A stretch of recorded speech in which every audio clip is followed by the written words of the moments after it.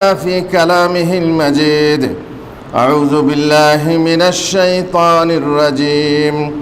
إن عدة الشهور عند الله 12 شهرا في كتاب الله يوم خلق السماوات والأرض منها 4 حرم ذلك الدين القيم فلا تظلموا فيهن أنفسكم।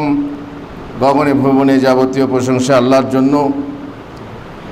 দরুদ ও সালাম বর্ষিত হোক মুহাম্মদুর রাসূলুল্লাহ সাল্লাল্লাহু আলাইহি ওয়াসাল্লামের উপর। দেখতে দেখতে দিন গড়িয়ে যায়, আমাদের সামনে এসে উপস্থিত হয় এক এক ইবাদতের মৌসুম, এক এক ইতিহাসের ঘটনা।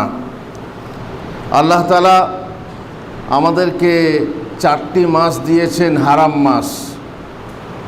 হারাম মানে নিষিদ্ধ মাস, যে মাসে লড়াই ঝগড়া, বিবাদ বিসম্বাদ, মারামারি, কাটাকাটি, খুনোখুনি হারাম করা হয়েছে।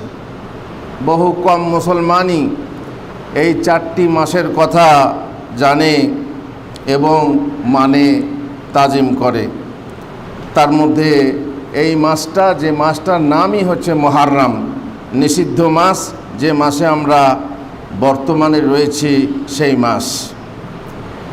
এই মাস সম্পর্কে হাদিসে এসেছে, রাসূলুল্লাহ সাল্লাল্লাহু আলাইহি ওয়াসাল্লাম তিনি বলেছেন যে এই মাসের রোজা হচ্ছে সর্বশ্রেষ্ঠ রোজা। সওমুল মুহররম আফজালুস সিয়ামে বাদা সিয়ামে শাহরে রমাদান, আফজালুস সালাতে বাদাল মাকতুবাতে জাওফুল লাইল ও আফজালুস সিয়ামে বাদা রমাদান শাহরুল্লাহিল মুহররম। যেমন ফরজ নামাজের পর শ্রেষ্ঠ নামাজ হচ্ছে মধ্যরাত্রিতে বা রাত্রের শেষ তৃতীয়াংশে তাহাজ্জুদের নামাজ, তেমনি শ্রেষ্ঠ রোজা হলো রমজানের রোজার পরে মুহররমের রোজা, মুহররম মাসের রোজা। এই মাসে বেশি দিন রোজা রাখা হচ্ছে উত্তম, তবে পুরো মাস না, মাঝে ফাঁকে বাদ দিয়ে এই মাসের বেশিরভাগ দিন রোজা রাখা হচ্ছে উত্তম। তবে এই মাসের রোজা আর শাবানের রোজা, শাবান মাসেরও বেশি রোজা রাখতে বলা হয়েছে, বেশি দিনগুলো বলা হয়েছে। মুহররম মাসের রোজার গুরুত্ব বেশি, যেহেতু পরিষ্কার হাদিসে বলা হয়েছে ফরজ নামাজের পর যদি শ্রেষ্ঠ রোজা থাকে তাহলে মুহররমের রোজা। এই মুহররম মাস এসে গেছে। যারা আল্লাহর বান্দা, যারা রোজাদার বান্দা, যারা রোজা রাখার মাধ্যমে আল্লাহর সন্তুষ্টি পেতে চায়, তারা এই মাসের রোজা রেখে থাকেন। অতএব মুহররম মাস এটা হচ্ছে নিষিদ্ধ মাস, যে মাসে লড়াই ঝগড়া নিষিদ্ধ। তবে এই মাস যারা মনে করে শোকের মাস, এই মাস যারা মনে করে এই মাসে বিবাহ নেই, এই মুহররম মাস শোকের মাস, এই মাসে কোনো আনন্দ নেই, তারা ভুল পথে আছে, তারা আছে বিদাতের পথে। আল্লাহ আমাদেরকে রহম করুন। বারাকাল্লাহু লি ওয়া লাকুম ফিল কোরআনিল আযীম ওয়া নাফা'নি ওয়া ইয়্যাকুম বিল আয়াতি ওয়া যিকরিল হাকীম। ইন্নাহু তাআলা জাওয়াদুন কারীমুম মালিকুম বারুর রাউফুর রহিম।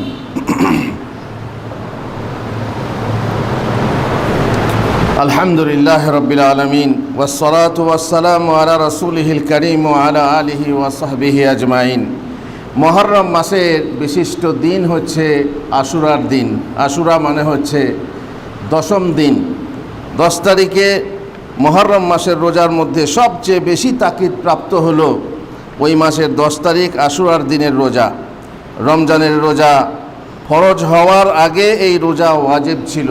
যখন রমজান ফরজ হয়নি তার আগে আশুরার দিনে রোজা ছিল ফরজ। রুবাইয়া বিনতে মুআউযিজ বলেন, আল্লাহ রাসূল সাল্লাল্লাহু আলাইহি ওয়াসাল্লাম আশুরার সকালে মদিনার আশেপাশে আনসারদের বস্তিতে খবর পাঠিয়ে দিলেন যে রোজা অবস্থায় সকাল করেছে সে যেন তার রোজা পূর্ণ করে নেয়, আর যে ব্যক্তি রোজা না রাখা অবস্থায় সকাল করেছে সেও যেন তার বাকি দিন রোজা পূর্ণ করে নেয়। রুবাইয়া বলেন, আমরা তারপর হতে রোজা রাখতাম এবং আমাদের ছোট ছোট বাচ্চাদেরকেও রাখাতাম, তাদের জন্য তুলোর খেলনা তৈরি করতাম এবং তাদেরকে মসজিদে নিয়ে যেতাম।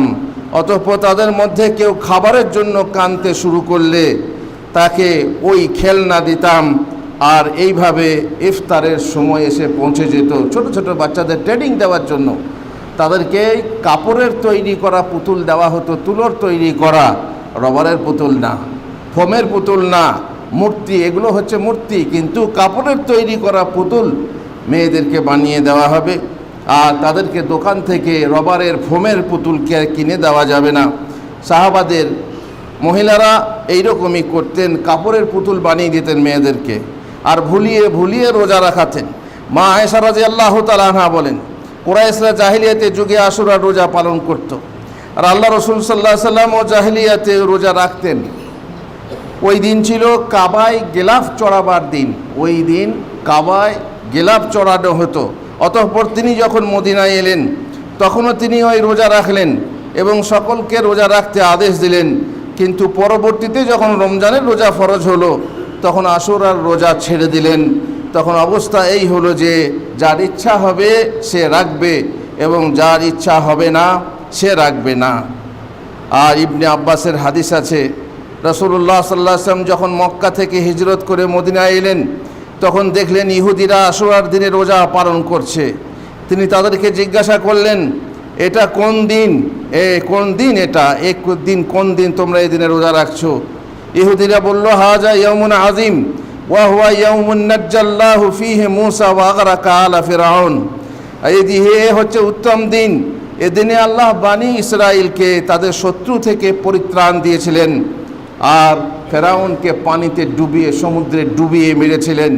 তাই মূসা এরই কৃতজ্ঞতা স্বরূপ এই দিনে রোজা পালন করেছিলেন, আর সেই জন্যই আমরা এই দিনে ইহুদিরাও রোজা পালন করে থাকি। এ কথা শুনে মহানবী সাল্লাল্লাহু আলাইহি ওয়াসাল্লাম বললেন, মূসার স্মৃতি পালন করার ব্যাপারে তোমাদের চাইতে আমি অধিক হকদার, কারণ নবী যিনি হচ্ছেন আল্লাহর পক্ষ থেকে প্রেরিত নবী, আমিও নবী। সুতরাং তিনি ওই দিনে রোজা রাখলেন এবং সকলকে রোজা রাখতে আদেশ দিলেন। উক্ত আদেশ ছিল মুস্তাহাব, যেহেতু রমজানের রোজা এসে গেছে, যেমন মা আয়েশার উক্তিতে আগে উল্লেখ করা হয়েছে। তাছাড়া মহানবী সাল্লাল্লাহু আলাইহি ওয়াসাল্লাম বলেন, আজকে আশুরার দিন, এর রোজা আল্লাহ তোমাদের উপর ফরজ করেননি, তবে আমি রোজা রেখেছি। সুতরাং যার ইচ্ছা সে রোজা রাখবে, যার ইচ্ছা সে রাখবে না। বোঝা গেল যে কুরাইশরা রোজা আগে রাখত জাহিলি যুগে, এবং নবী সাল্লাল্লাহু আলাইহি ওয়াসাল্লাম নবুয়ত প্রাপ্তির আগে ওই রোজা রাখতেন। তারপর যখন নবুয়ত প্রাপ্ত হলেন এবং মদিনায় হিজরত করে এলেন, তারপরে মূসার রোজা রাখার ব্যাপারে জানলেন, তখন তিনি রোজা রাখতে লাগলেন। তারপর রমজান যখন এলো, ফরজ হয়ে গেল, তখন তিনি ওই রোজা ত্যাগ করলেন। আর তারপরে নবী সাল্লাল্লাহু আলাইহি ওয়াসাল্লাম সেটাকে এমনভাবে পালন করলেন যে রোজা ফরজ নয় বা জরুরি নয়। নবী সাল্লাল্লাহু আলাইহি ওয়াসাল্লাম রোজা রাখতে থাকলেন। তারপরে শেষ বছরে যখন জানতে পারলেন যে ইহুদিরা এই দিনের তাজিম করে, এই দিনে ওরা এই দিনটাকে ওরা ঈদ মনে করে, তখন তিনি চাইলেন যে ইহুদিদের বৈপরীত্য করব, ইহুদিদের সাদৃশ্য অবলম্বন করব না। তখন তিনি বললেন, লাইন বাকিতু ইলা কাবিলিন লা আসুমান্না তাসে, আমি যদি আগামী বছর বেঁচে থাকি তাহলে আমি 9 তারিখেও রোজা রাখব। সুতরাং আগামী বছর আসার আগেই, সেই আশুরার দিন আসার আগেই তিনি ইন্তেকাল করলেন। আবু কাতাদা হতে বর্ণিত, আল্লাহ রসুল সাল্লাল্লাহু আলাইহি ওয়াসাল্লাম আশুরার দিন রোজা প্রসঙ্গে জিজ্ঞাসিত হলে তিনি বলেছেন, সিয়ামু ইয়াউমি আশুরা আহতাসিবু আলাল্লাহি আন ইউকাফিরা সানাতাল্লাতী ক্বাবলা, আমি আশা করি যে উক্ত রোজা বিগত 1 বছরের গুনাহ পাপ মোচন করে দেবেন। আর ইবনে আব্বাসের হাদিসে আছে যে সামা ইয়াউমিন ইয়াতলুবু ফাদলাহু রাসূলুল্লাহ সাল্লাল্লাহু আলাইহি ওয়াসাল্লাম, মা আলিমতু আন্না রাসূলুল্লাহ সাল্লাল্লাহু আলাইহি ওয়াসাল্লাম সামা ইয়াওমান ইয়াতলুবু ফাদলাহু আলাল আইয়াম ইল্লা হাযাল ইয়াওম ওয়ালা শাহরান ইল্লা হাযা শাহর, ইয়ানি রমাদান। তিনি বলেন যে আল্লাহ রসুল সাল্লাল্লাহু আলাইহি ওয়াসাল্লাম রমজানের রোজার পর আশুরার দিন ছাড়া কোনো দিনকে অন্য দিন অপেক্ষা মাহাত্ম্যপূর্ণ মনে করতেন না। রমজানের রোজা, মুহররমের রোজা আর তা বিশেষ করে আশুরার রোজার এত গুরুত্ব ছিল। আরেক বর্ণনায় আছে রাসূলুল্লাহ সাল্লাল্লাহু আলাইহি সাল্লামকে জিজ্ঞাসা করা হলো, ইয়া রাসূলুল্লাহ আরাআইতা রাজুলান ইয়াসুমু ইয়ামা আশুরা, আপনি সেই ব্যক্তি সম্পর্কে কি মনে করেন যে ব্যক্তি আশুরার দিন রোজা রাখে? ক্বালা যাকা ইয়াউম সাওমু সানা, এটা হচ্ছে 1 বছরের রোজার সমান। 1 বছরের রোজার সমান হচ্ছে আশুরার রোজা। যে ব্যক্তি আশুরার রোজা রাখবে তার জন্য তার একদিন আগে 9 তারিখেও রাখতে হবে। এ কথা আগের হাদিসে যেমন বলা হলো, রাসূলুল্লাহ সাল্লাল্লাহু আলাইহি সাল্লাম শেষ জীবনে জানতে পারলেন যে ইহুদিরা এই দিনকে ঈদ বলে পালন করে, আর ঈদ বলে তারা যখন মেনে চলে তখন তাদের বিরোধিতা করার জন্য বললেন যে আমি যদি বেঁচে থাকি তাহলে আমি 9 তারিখেও রোজা রাখবো। সুমনা ইয়াউমাত তাসে ক্বালা ফালাম ইয়াতিল আমুল মুকবিল হাত্তা তুফিয়া রাসূলুল্লাহ সাল্লাল্লাহু আলাইহি সাল্লাম, যেমন বলা হলো যে আগামী বছর আসার আগেই আল্লাহ রাসূল সাল্লাল্লাহু আলাইহি সাল্লামের ইন্তেকাল হয়ে গেল। ইবনে আব্বাস বলেন, তোমরা 9 ও 10 তারিখে রোজা রাখো। খেয়াল করেন, আল্লাহর নবী বললেন যদি বাঁচি তো 9 তারিখেও রোজা রাখবো। ইবনে আব্বাস বলছেন যে তোমরা 9 ও 10 তারিখে রোজা রাখো, পক্ষান্তরে তোমরা এর একদিন আগে বা একদিন পরে একটি রোজা রাখো। হাদিস এসেছে, সে হাদিস সহি না। এইভাবেই সহি নয়, তোমরা একদিন আগে একটি এবং একদিন পরেও একটি, তার মানে পরপর 3 দিন রোজা, 9, 10, 11 তারিখ রোজা, এই রোজার হাদিসও সহি নয়। এছাড়া অনেকে 9 তারিখকেই আশুরার দিন বলে মনে করেন।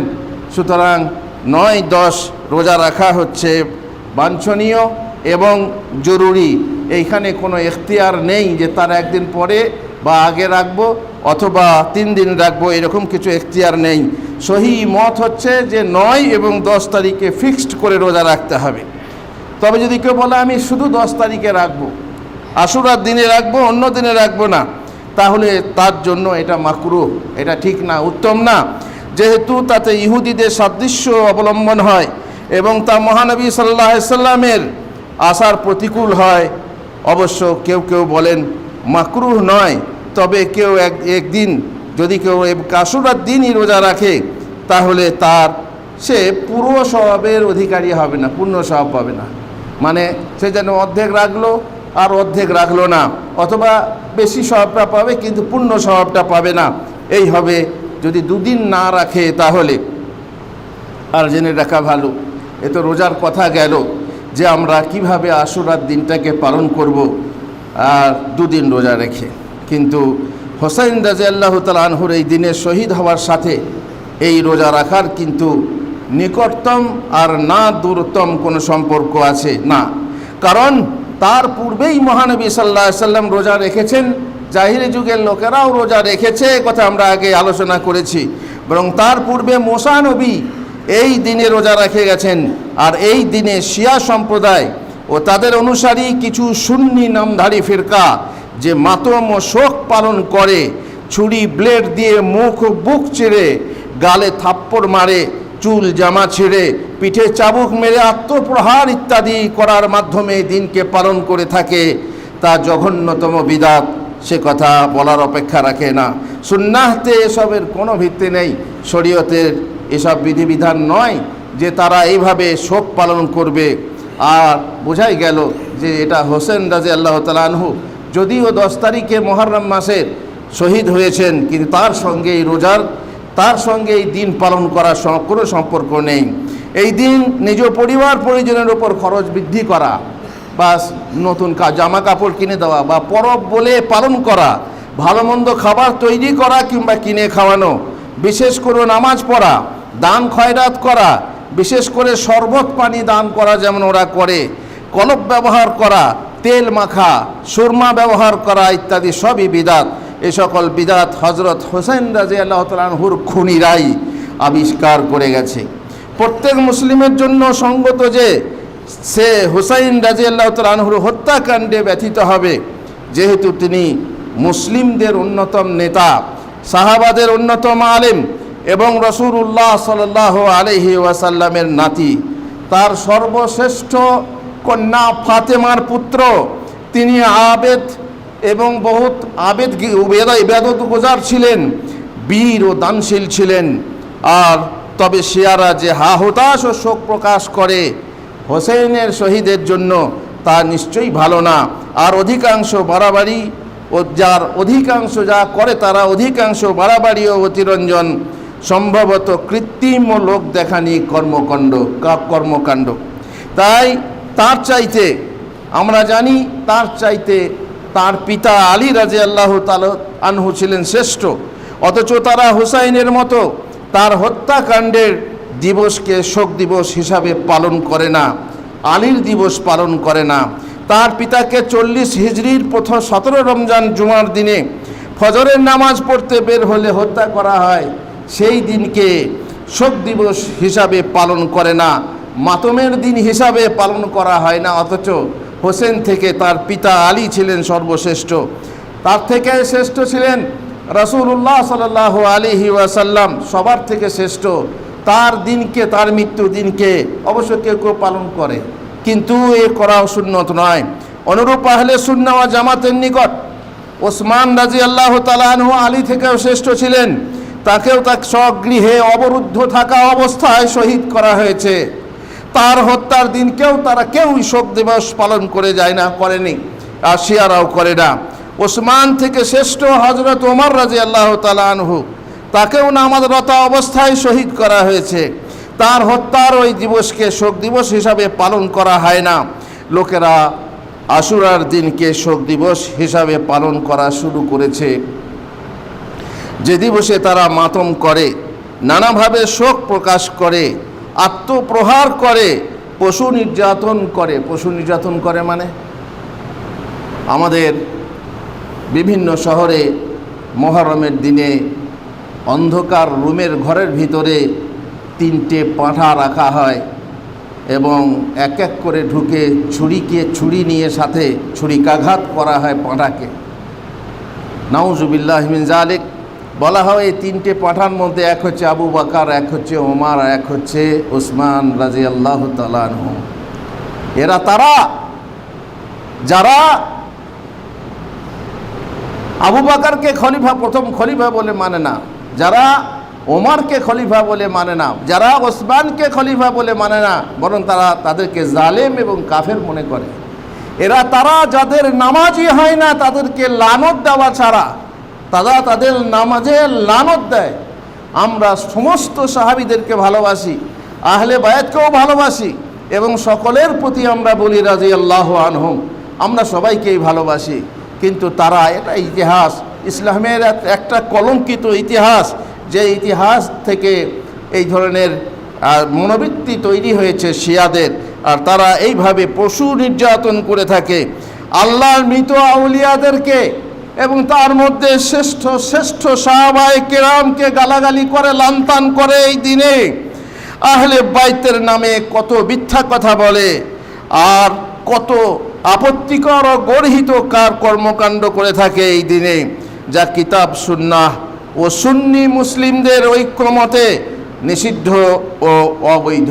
কিন্তু দুঃখের বিষয়, সুন্নি নামধারী বহু মুসলমান তাদের অনুকরণে তারাও কিন্তু এই দিনকে পালন করে তাজিয়া গয়রার মাধ্যমে, তাজিয়া নিয়ে মরসিয়া গাওয়ার মাধ্যমে এবং তাজিয়াকে সিজদা করার মাধ্যমে, হযরত হোসেনের নকল কবর হিসাবে সেখানে নানা প্রার্থনার মাধ্যমে এই দিনকে তারা পালন করে থাকে, মাতম করে থাকে, মরসিয়া গেয়ে থাকে, যা আমাদের সঠিক শরীয়তের এটা সম্মত নয়।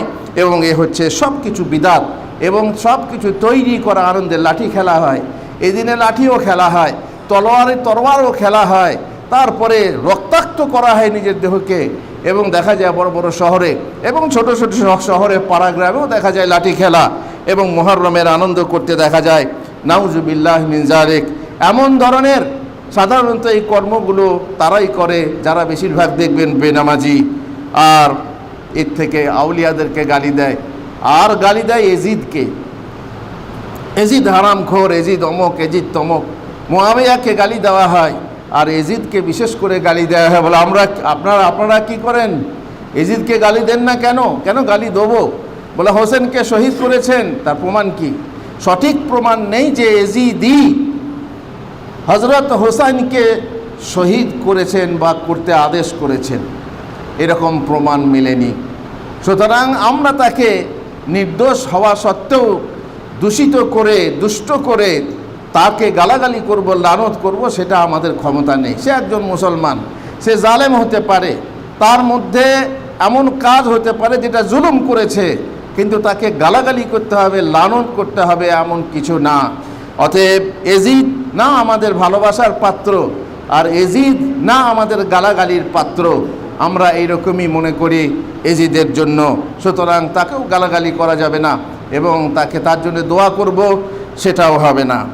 আর একটা কথা শেষকালে সাবধান করছি, সতর্ক করছি, আমাদের শিক্ষিত সমাজ তারা একটা উপন্যাস হাতে পেয়েছেন যার নাম হচ্ছে বিষাদ সিন্ধু।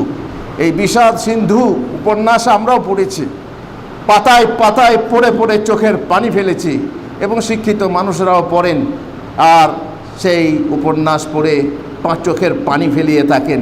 কিন্তু জেনে রাখবেন, এটা হচ্ছে উপন্যাস, এটা কিন্তু ইতিহাস নয়। উপন্যাস জিনিস আলাদা, ইতিহাস জিনিস আলাদা। ওই উপন্যাসের যে কথা বলা হয়েছে সেটা ইতিহাস না, বেশিরভাগ জাল এবং বেশিরভাগ বানাওটি কথা।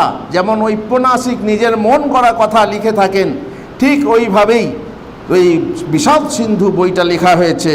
নানা রকম মিথ্যা কথা লিখে বইটাকে রং চঙে করে লেখা হয়েছে, পাঠক সমাজের মাঝে পেশ করা হয়েছে, যেটা ইতিহাস নয়। অতএব বিষাদ সিন্ধু পড়ে খবরদার ইতিহাস নেবেন না। এটা হচ্ছে উপন্যাসের বই। আর সর্বশেষে আমি বলে রাখি, যেই মুহররম মাস এসেছে সেটা আমাদের ইবাদতের মাস, রোজা রাখার মাধ্যমে। আশুরার দিন এসেছে, সেই আশুরার দিনে আমরা রোজা রাখবো, তার একদিন আগে আমরা রোজা রাখবো, এই প্রতিশ্রুতিবদ্ধ হয়ে আজ আমরা জুমার খুতবা শেষ করছি। আর শেষকালে বলছি, ফিরে এলো আবার সেই মুহররম মাহিনা, ত্যাগ চাই মোরশিয়া ক্রন্দন চাহিনা। আমাদের মাঝে ত্যাগ নেই, আমাদের মাঝে নামাজ নেই, আমাদের মাঝে ইবাদতের কোনো মৌসুম নেই, বরং শুধুমাত্র আনন্দ করার জন্য আর জানি না লোক দেখানি কান্না করার জন্য, মাতম করার জন্য, বুক চাপড়ে চাপড়ে মোরশিয়া গাওয়ার জন্য এই মাস আসেনি, আর এই আশুরার দিন আসেনি। আবারও বলি, ফিরে এলো আবার সেই মুহররম মাহিনা, ত্যাগ চাই মোরশিয়া ক্রন্দন চাহিনা। আল্লাহুম্মা সাল্লি আলা মুহাম্মদ ওয়া আলা আলি মুহাম্মদ কামা সাল্লাইতা আলা